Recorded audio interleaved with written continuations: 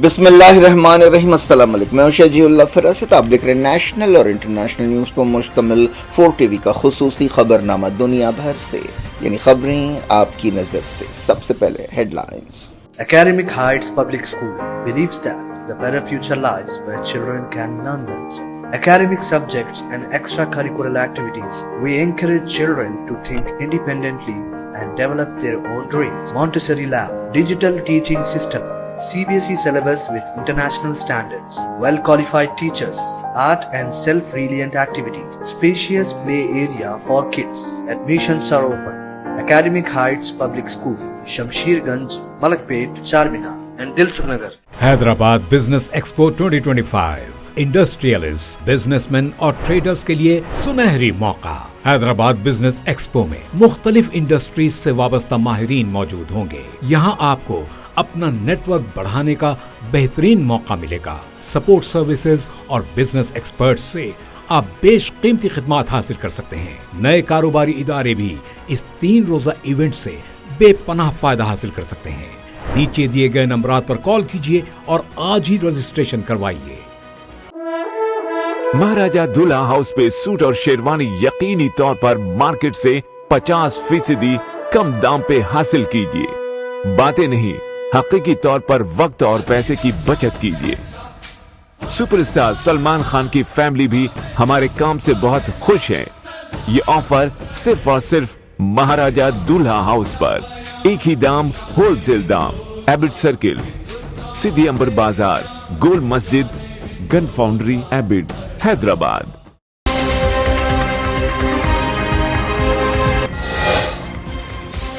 कुंभ मेले में भगदड़, 40 हलाकतों का अंदेशा, मकाम पर अफरा तफरी। मोदी ने की आदित्यनाथ से बातचीत। 3,76,000 फलस्तीनी नॉर्थ गाजा पहुंच गए। कई इलाके पहचान के काबिल नहीं रहे। मलबों से 64 लाशें मिली। जनिन में इसराइल का ड्रोन हमला, फलस्तीनी जाँ बहक। मगरबी किनारे में 7 घरों और रेस्टोरेंट पर बुलडोजर चला दिया गया। रशिया ने कहा सीरिया के नए लीडर अहमद अल-शरा से बातचीत की, फौजी अड्डों को बरकरार रखना चाहते हैं। सूडान की सबसे बड़ी ऑयल रिफाइनरी में आग लग गई। खाना जंगी में मरने वालों की तादाद 28,000।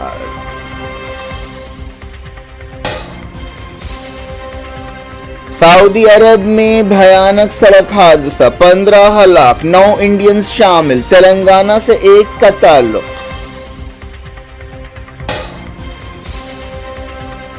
दिल्ली की सियासत गरमाई, हरियाणा सीएम ने यमुना का पानी पिया। आतिशी ने एलजी को नादिर शाह करार दिया।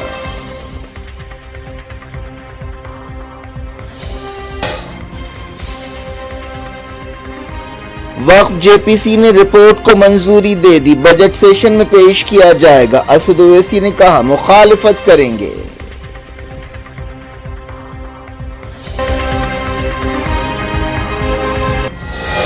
हेडलाइंस आपने देखी। अब खबरों की तफसील की तरफ आपको लिए चलते हैं। कुंभ मेले के दौरान स्नान घाट के मकाम पर भगदड़ में कई लोग हलाक और जख्मी हो गए।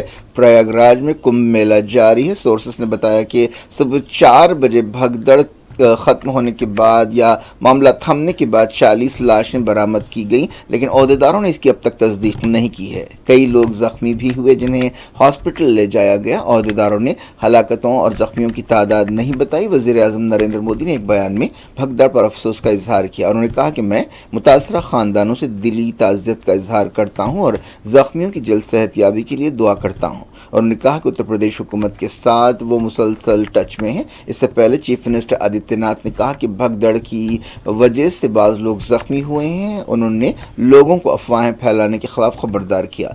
भगदड़ के मकाम पर अफरा तफरी देखी गई। कई लोग अपने प्यारों को खोज रहे थे। بھگدڑ کے مقام پر ہر طرف کپڑے، جوتے، بیگز اور دوسرا سامان ادھر ادھر بکھرا نظر آ رہا تھا۔ بعض لوگ بھگدڑ کے دوران رکاوٹیں توڑ کر باہر نکل گئے۔ کئی گھنٹے گزرنے کے بعد بھی عہدیداروں نے مرنے والوں اور زخمیوں کی صحیح تعداد نہیں بتائی۔ بتایا گیا کہ رات 1 اور 2 بجے کے درمیان بھگدڑ شروع ہوئی، جب بعض بھکتوں نے اکھڑا مارگ پر رکاوٹیں پھلانگنے کی کوشش کی۔ معاونی اماوس کی وجہ سے ڈبکی لگانے والوں کی بڑی تعداد وہاں پہنچ رہی تھی۔ آدتیہ ناتھ نے بتایا کہ صورتحال اب قابو میں ہے۔ بھگدڑ کی وجہ سے امرت اسنان کو ملتوی کر دیا گیا۔ کئی گھنٹوں کے بعد امرت اسنان کو بحال کیا گیا۔ وزیر اعظم نریندر مودی نے چیف منسٹر آدتیہ ناتھ سے فون پر بات چیت کرتے ہوئے بھگدڑ کے بارے میں تفصیلات حاصل کی۔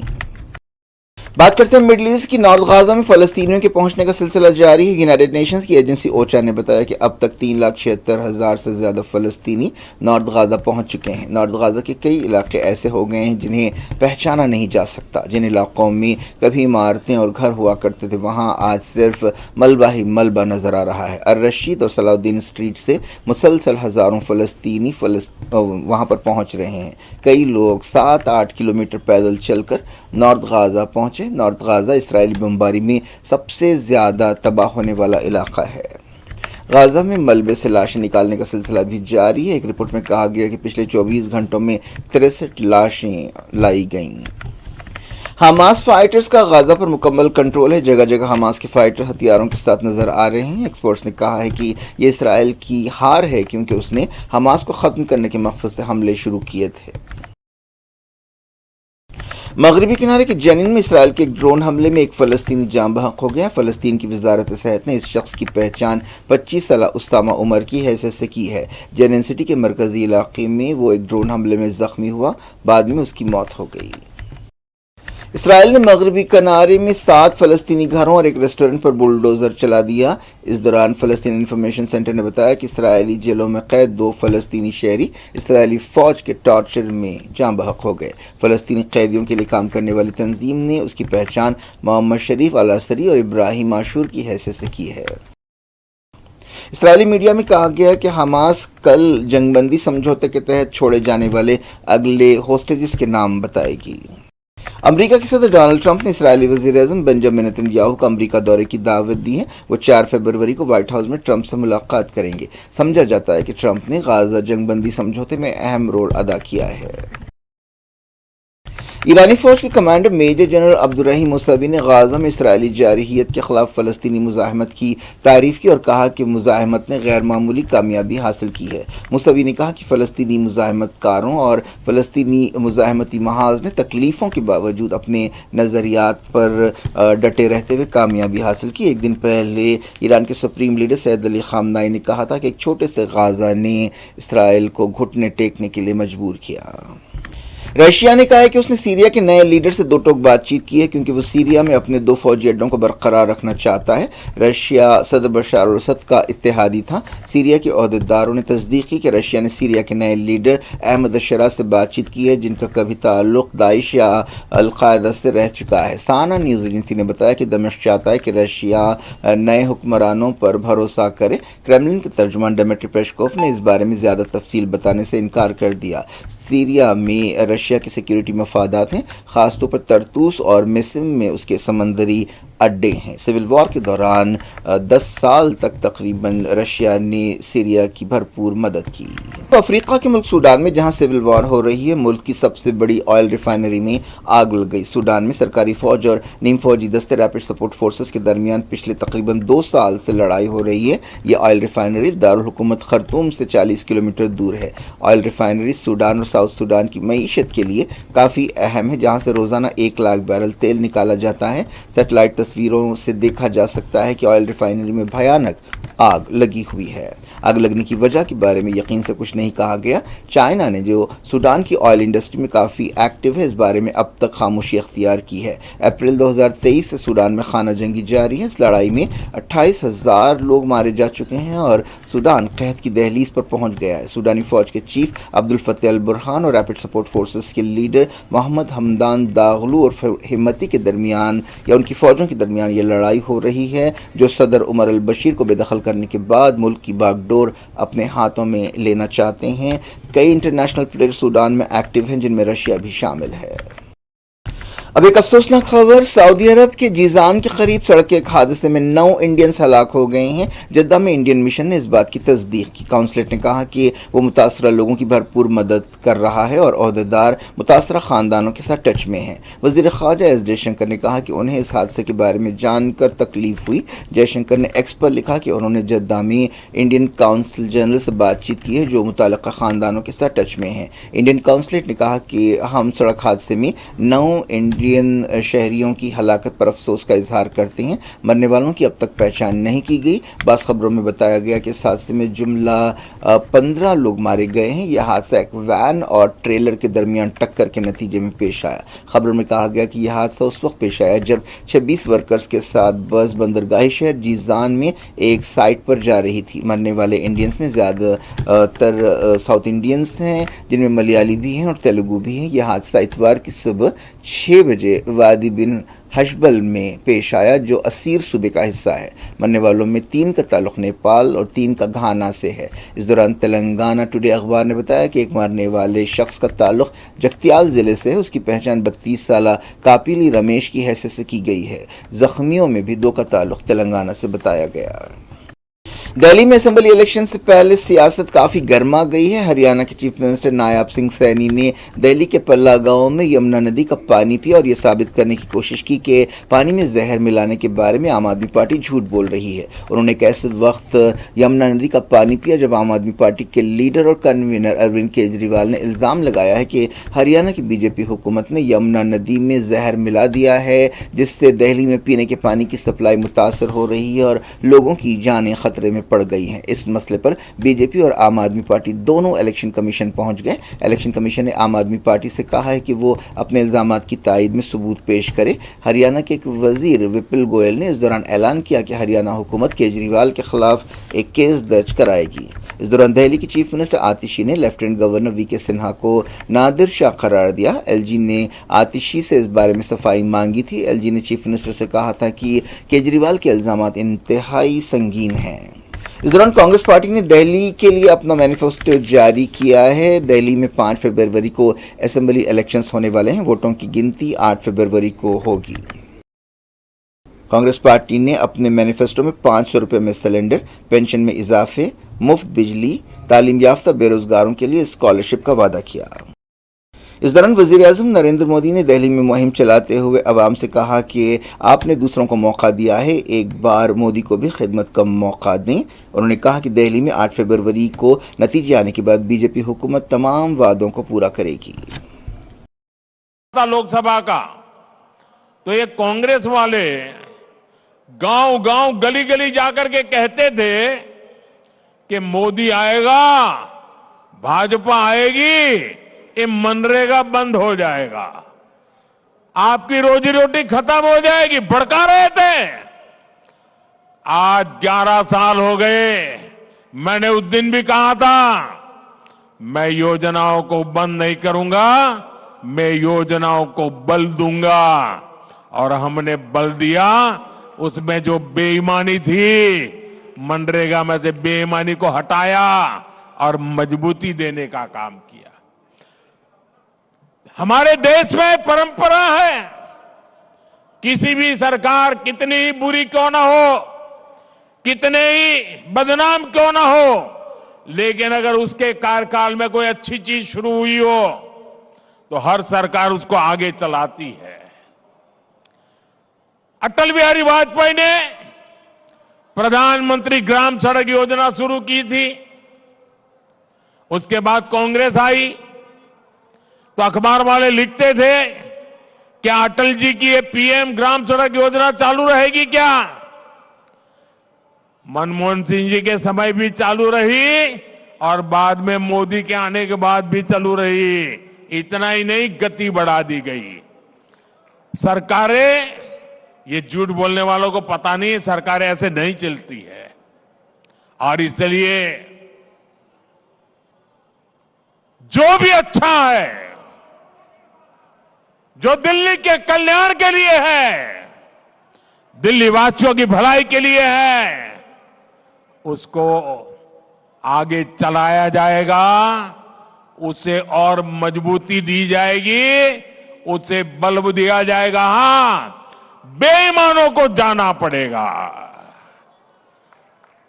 जिस काम के लिए पैसे हैं, टैक्स पेयर के पैसे, गरीब के लिए जो काम हो रहा है उनके लिए ही जाएंगे। भाजपा सरकार इन योजनाओं में पारदर्शिता लाएगी, इनमें भ्रष्टाचार को बंद किया जाएगा। साथियों, आप याद कीजिए, सीएजी रिपोर्ट 1860 से ये व्यवस्था चल रही है। सीएजी का जन्म हुआ, अंग्रेज गए, योजना चलती रही, अनेक सरकारें आई, सीएजी योजना चलती रही। ये पहला ऐसा व्यक्ति आया जिसने इतनी पुरानी सीएजी जैसी संस्था, इतनी क्रेडिबल इंस्टीट्यूट और सरकार में चेक और बैलेंस के लिए एक बहुत ही महत्वपूर्ण व्यवस्था, उसको उसने कागज का टुकड़ा बना करके फेंक दिया।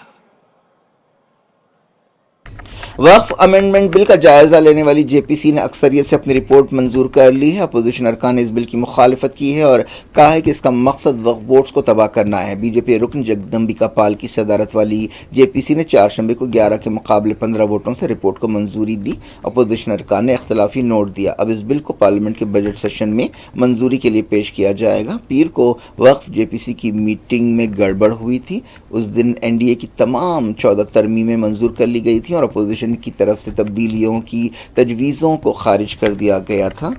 जुमेरात को ये रिपोर्ट स्पीकर पार्लियामेंट को पेश की जाएगी, स्पीकर लोकसभा को पेश की जाएगी।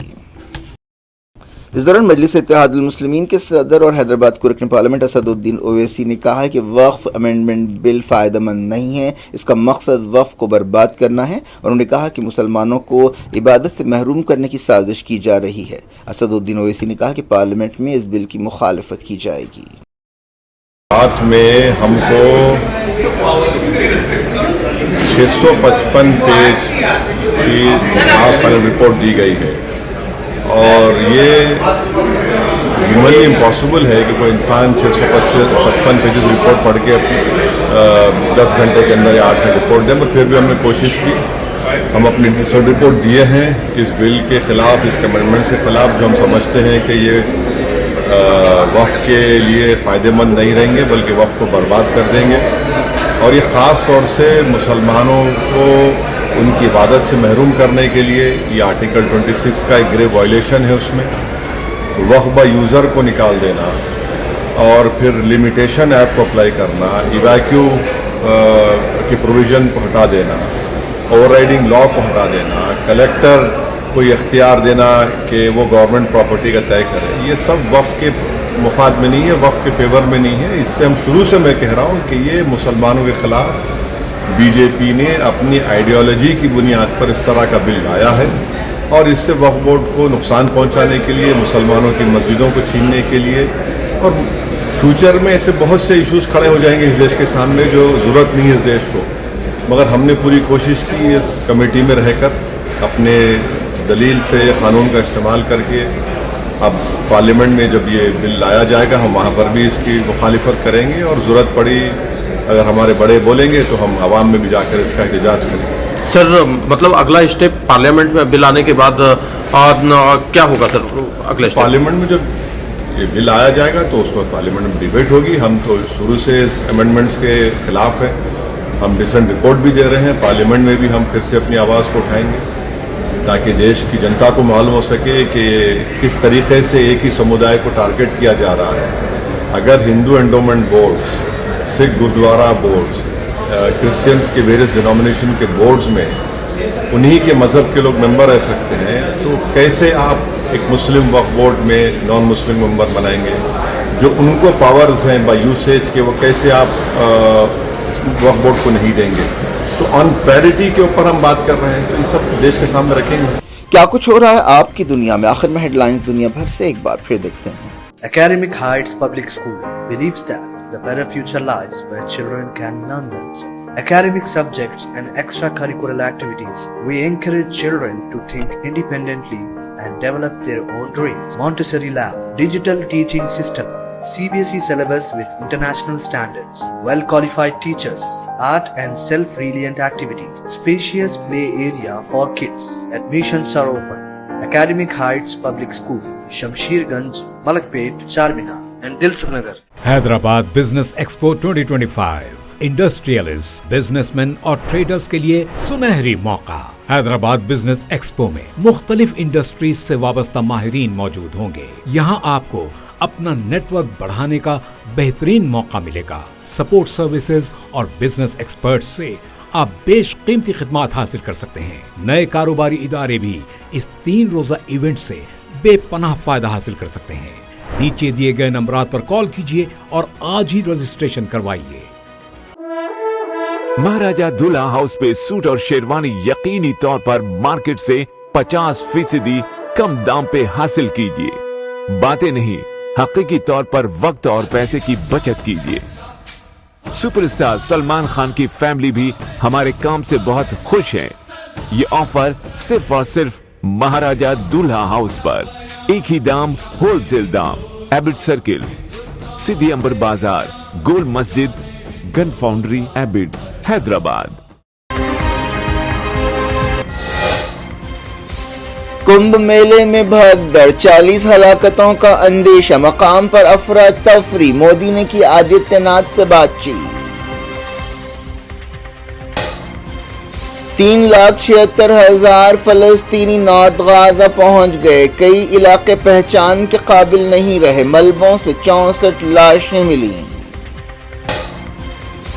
जनिन में इसराइल का ड्रोन हमला, फलस्तीनी जाँ बहक। मगरबी किनारे में 7 घरों और रेस्टोरेंट पर बुलडोजर चला दिया गया।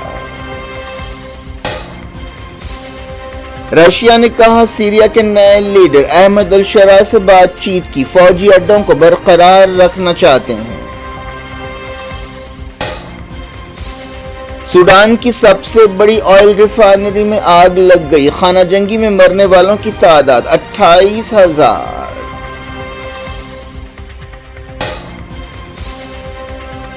सऊदी अरब में भयानक सड़क हादसा, 15 हलाक, 9 इंडियंस शामिल। तेलंगाना से एक का ताल्लुक।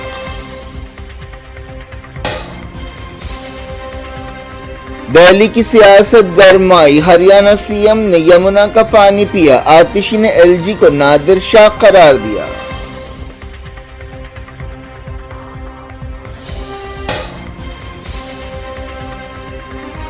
वक्फ जेपीसी ने रिपोर्ट को मंजूरी दे दी, बजट सेशन में पेश किया जाएगा। असद ओवैसी ने कहा मुखालिफत करेंगे।